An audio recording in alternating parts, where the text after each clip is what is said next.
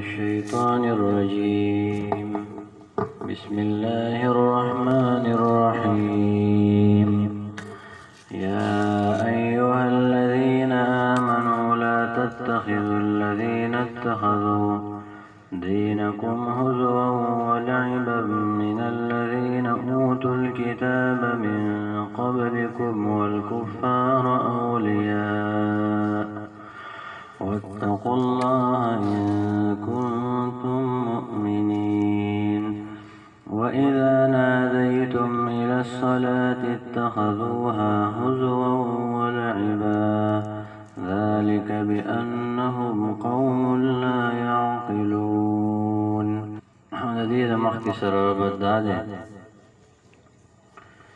چې مخکې الله تعالی ویلا د کفارو سره دوستی مکوئ، نو اوس د هغې وجه بیانوي. یو څو علتونه. اولنۍ وجه یې دا ده چې ګوره ستاسو دین هغه پسې ملنډې کوي او لوبې یې ګڼي، نو چې ستا دین مذاق ګڼي، لوبې پسې کوي او ته ورسره دوستي کوې، دا خو ته د خپل دین سره غداري کوې. ته به د خپل دین پسې ملنډ نه کوې، ته به خپل دین کې بیا سنجیده نه یې. یو سړی ستا به دین پسې ملنډه کوي او ته د هغه سره دوستي کوې، نو د دې څه مطلب شو؟ چې ته د خپل دین هسې ګپ ګڼې، ته د خپل دین غیر سنجیده یې پکې. لہذا اولنی علت دا دی او سبب دا دی چې د کافر سره دوستي مه کوه، ځکه چې ستا دین پسې لوبې کوي. دویم دا عام دی او دویم علت بیا خاص دی. خاص علت دا دی چې دوستي ورسره ځکه مه کوه چې ګوره په اذان پسې ملنډې کوي. اذان چې کېږي نو دی پسې ملنډې کوي. دا څه پخوانو خبرې دي، دا څه اوزګار شوي دي. نو داسې سړي سره دوستي نه ده پکار. یا ایها الذین آمنوا ای ایمان والو، معنی دا ده چې دا راروانه خبره دا د ایمان تقاضا ده چې تا ایمان راوړی دی او ځان ته مؤمن وی، نو بیا د کافرانو سره دوستي مه کوه. لا تتخذوا الذین اتخذوا، تاسو مه نیسئ هغه کسان اولیاء دوستان، مخکې هغه در روان دی. تاسو مه نیسئ هغه کسان اتخذوا چې نیولی دی دینکم دین ستاسو هزوا ټوغې ولعبا او لوبې. هزوا معنی دا ده چې سپکې کوي، او لعبا معنی دا ده چې څنګه ولوبې سړی کوي، څه مقصد یې نه د ماشومانو لوبې. نو دغه شان دی دا دین هم بې د پیدې نه خالي ګڼي. او یا معنی دا ده چې هزوا معنی دا ده چې عقیدي سپکوالی بیانوي. د عقیدي سپکوالی چې یو سړی وایي دا دنیا الله پیدا کړ، نو دی به دې پسې ملنډې کوي چې الله کومه ده. ولعبا او په دې اعمالو پسې لوبې ورته ښکاري، دا اعمال ورته هسې لوبې ښکاري، دا سجده، دا رکوع، دا حج. نن سبا هم ډېر خلک دي که نه د حج نه وایي څه مقصد، دا روپۍ راواله او غریبانانو له یې ورکړه. د ډېرو خلکو دا نظریه ده. او د دې خو موږ ډېر جوابونه کړل، خو یو جواب یې دا دی چې دا څوک حج له ځي دا څو روپۍ خرچه کوي، دغه د غریبانانو مدد نه دی. د دین د وجې نه د څومره خلکو کار روان دی. تاسو سوچ وکړئ، غریب خو د دین د لاسه وخوړ. په دې جومات کې تاسو داسې نظر وکړئ، دا څه چې ښکاري دا چټایان دا غریبانان خرڅوي او خلک یې ترې اخلي. د دین د وجې نه هم د ډېرو خلکو دنده روانه ده. نو دې حج ته او دې ښځونو پسې لوبې کوي او دې ته لوبې وایي، دا به لنډې ګڼي. نو د داسې سړي سره دوستي نه ده پکار. من الذین، دا د هغه کسانو نه دي اوتو الکتاب چې هغې ته کتاب ورکړی شوی دی، من قبلکم ستاسو د مخکې، یهود او نصارا عیسایان دي. والکفار او عام کافران هم په دوستۍ باندې منیسي او اهل کتاب هم په دوستۍ باندې منیسي. اهل کتاب هم کافر دي. او ځان له دې وجې نه ذکر کړل چې ځینې خلکو دا خیال لري چې دوی وایي زموږ څه کتاب را سره دی موږ جوړ په سمه لار باندې یو. نه تاسو ځان له کافر یې. اولیاء په دوستۍ سره منیسي. هغه خلک چې هغه په دین پسې ملنډې کوي. ما تاسو ته د دوستۍ معنی کړو هغه دا ده چې کافرانو سره او د يهوديانو سره داسې تعلق چې ته هغې کې هغې ته د جاسوسي وکړې هغې له وحدې ورکې د هغوی سره د کفر په کار کې تعاون وکړې داسې دوستي حرام نه ده. دې اجازت نشته. او دا د عقل خبره هم ده که نه ستا کور دی ته دې خپل بچي ته دا اجازت ورکړې چې د چا سره داسې تعلق وساته زما د دې کور جاسوسي وکړي پردی سړی راولې زما په دې کور کې مشر کې. تاسو خپل بچي ته دا اجازت ورکوئ؟ تاسو خپل استاد له چې ستاسو په سکول کې ما ورته وله دا اجازت ورکوو چې ته د بار سړي سره داسې تعلق وساته چې دلته ورسره جاسوسي ورته کوه زموږ دا سکول پې ورانه وه هغه سړی راوله او دلته یې مشر که دا خو ته هم نه منې نو په دین کې یې مونږ څنګه ومنو؟ داسې کولی شي چې بچی د بار سړي څخه ښه تعلق ساته او خپل چې څومره وستی کېږي نو ښه وسه کوه څومره پیده چې رسېږي نو هغه ورسره رسوه. دغه اسلام هم وایي او عام خلک هم وایي. او د دوستۍ معنی دقه ده چې داسې دوستي د هغې اجازت نشته. او عام ښه وسه کولی شي چې څومره دې وس کېږي د کافرانو سره ښه کوه. د اسلام والو نه به چا د کافرانو سره ښه کړي؟ د قیدیانو سره ما تاسو ته مثال لرو. د قیدیانو سره په دنیا کې اوس په دې دور کې ته داسې خلک وښایې چې د قیدیانو څخه ښه کوي. د قیدیانو لپاره پنجرې جوړې کړلې پنجرې او په هغې کې هغه ناست نه به کې پاڅېدی شي نه به کې سملاستی شي داسې د چرګ په شان به کې ناست. مسلمانانو په دې دور کې هم دا کار نه کوي چې کومه صحیح مسلمانان دي نو هغه به هم د هغه کافرانو سره جایز وي هغه دوستي چې هغه دشمني نه کوي ستاسو او جنګ ورسره نه دی روان. واتقوا الله د الله نه ویرېږئ ان کنتم مؤمنین که یې تاسو مؤمنان یا واتقوا الله د الله نه ویرېږئ ان کنتم مؤمنین ځکه چې تاسو مؤمنان یې د ایمان تقاضا دا ده چې د الله نه ویرېږئ او د الله د دشمن نه ځان وساتئ چې هغه راولي او جاسوسي ورته کوي او مشرکۍ او تعلقات ورته ساتئ د الله نه ویرېږئ.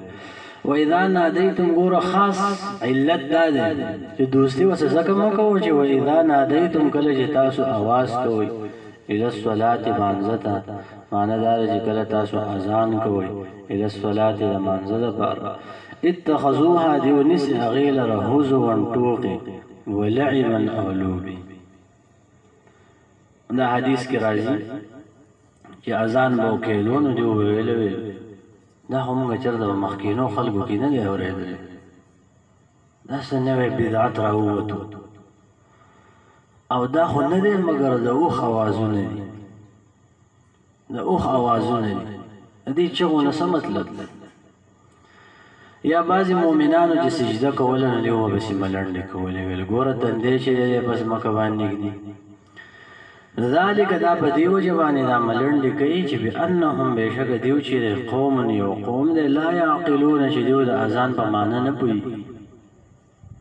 یو معنی دا ده چې په دې اذان کې د الله عظمت بیانېږي توحید پکې بیانېږي دی توحید نه خبر نه دی د الله د عظمت نه خبر نه دی د نبي علیه السلام د صداقت نه خبر نه دی حی علی الصلاة و حی علی الفلاح د مانځه د کامیابۍ نه نه دی خبر آخره کې لا اله الا الله د الله د توحید نه نه دی خبر نو دی ورته ملنډې وایي.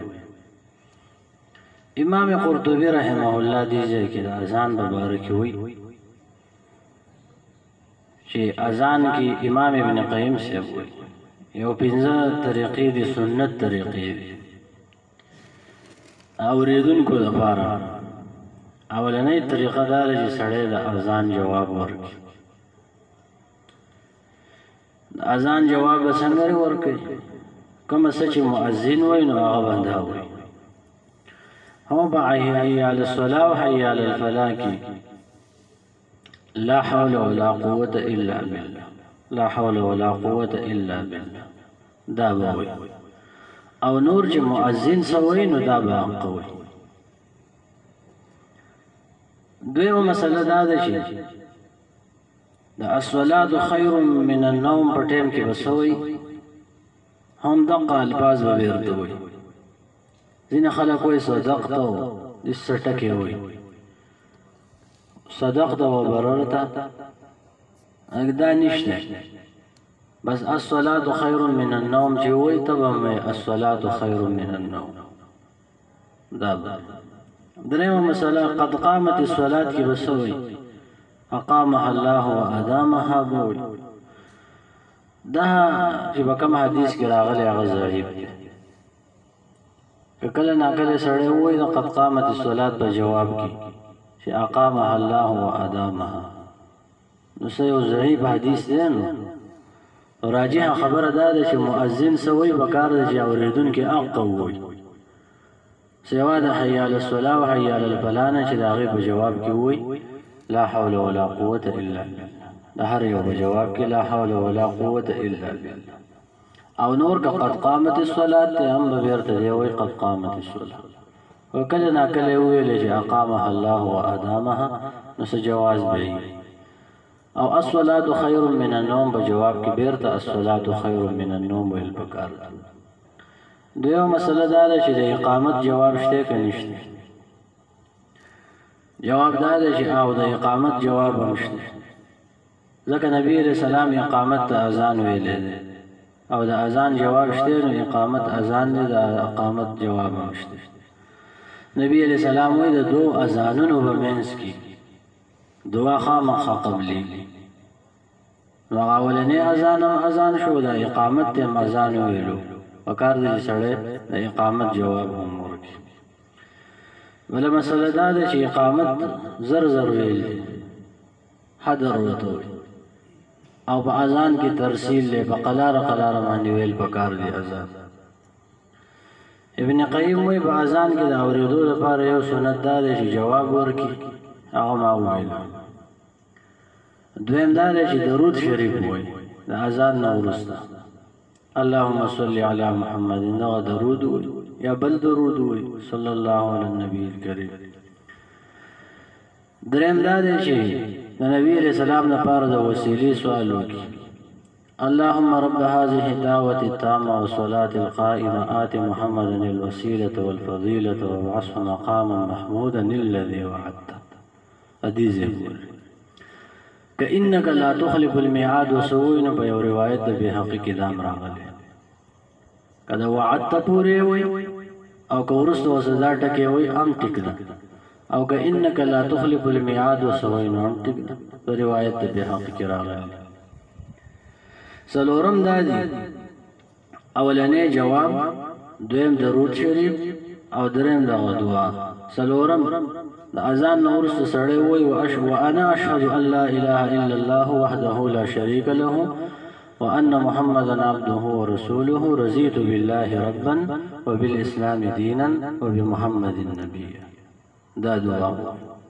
څلورم دا دی چې بیا ځان له دعا وغواړي، ځان له دعا وغواړي نو دا قبلېږي په دغه ټیم.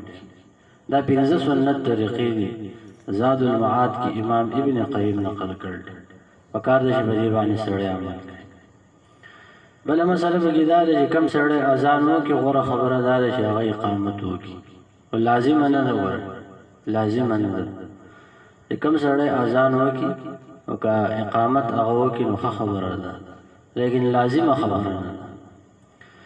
بله مسله پکې دا ده چې ضروري نه ده چې د امام نه شاته کومه کس دی نو هغه اقامت کوي، د هر ځای نه اقامت کېږي. د اول صف د هغه ګوټ نه هم کېږي او د هغه د دویم صف او د دریم صف نه هم اقامت کېږي. بله مسله پکې دا ده چې اذان کې امام قرطبي وایي ډېر زیات غاړې راښکوده پکې صحیح دی. دومره غاړې راښکودل په اذان کې چې سړی پوه نه شي دی څه وویل. بریلیانو اذان به نه وي، ساده اذان به وي، خوږ اذان به وي، په مزیداره طریقه باندې دومره اوږدې غاړې به نه راکاږي چې سړی پې پوه نه شي چې دې څه وویل. ډېر زیات اوږدول دا نه وي پکار. بعضې بریلیان دا چلونه کوي، نو دغه پکار دی. کم سړی چې دغه کلمات ووایي دا مونږ چې وویل د اذان جواب ورکړي، نبي علیه السلام وایي چې دا به جنت ته داخل شي، الله تعالی به جنت ته داخل کړي. نو د دې خیال ساتل پکار دی، د دې سنت.